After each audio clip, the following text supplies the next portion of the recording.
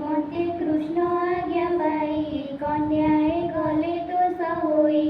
गोविंद पादे मने थाई मिलिले निज घरे जाई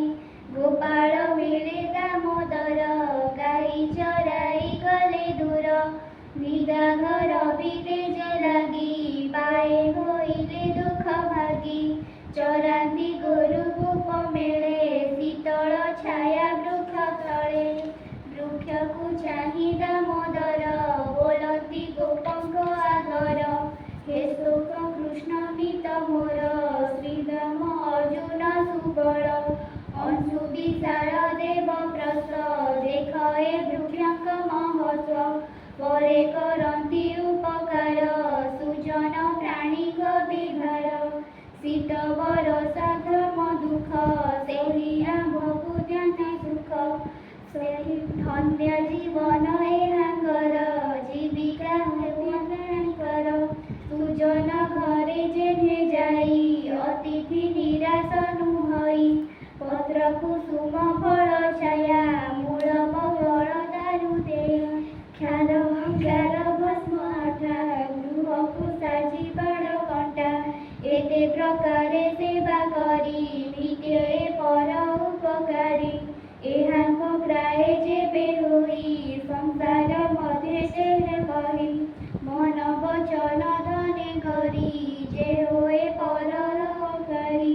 दिन हरती दुख सुखे से धन्य इहे परलोके पुष्प पल्लव फल दळे तरर लंब डाळ तळे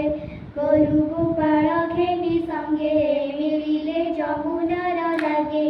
शीतल जल पान करी वृक्षर तळे नर हरि कृष्णकु देखि गोपबाला कहती क्षुधार विकले से राम कृष्णर व्रत नमोई दास जगन्नाथ मते कृष्ण आज्ञा पाई कल्याण गले दोष होई गोविंद पादे मन थोई गले निज घर जाई गोपाल मेले दामोदर गाई चराई गले दूर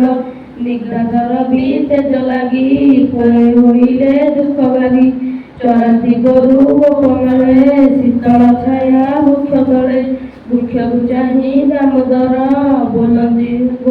गोपंक घर हे कृष्ण मित मोर श्रीराम अर्जुन सुबल अंशु विशाल देव देख ए वृक्षर महत्व परे करती उपकार सुजन देवार शीत भरसा गम दुख सही आमकु देती दुख धन्य जीवन एहांकर जीवित प्राणीकर सूचन करे जेने जाई अतिथि निराश नहोई पत्रे कुसुम फूल छाई मरुल बकल देव देई रंगर भस्म आठ गृहकु साजी बाड़ कंटा एते उपार सेवा करी दिव्य रूपर उपकारी